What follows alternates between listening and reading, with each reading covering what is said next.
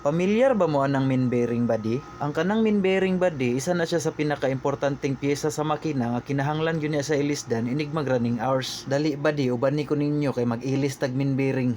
Ang main bearing body aduna gyud na siya mahinungdanong papel sa operasyon sa usa ka makina body. Ang trabaho ana niya body mao ang pagsuporta sa crankshaft nga motuyok siya smooth ug mag-maintain sa posisyon sa crankshaft sa sulod sa makina. Ang main bearing body naghatag na siya durable wear resistant surface para sa crankshaft nga magtuyok batok pagsiguro nga gamay ra ang friction ug vibration.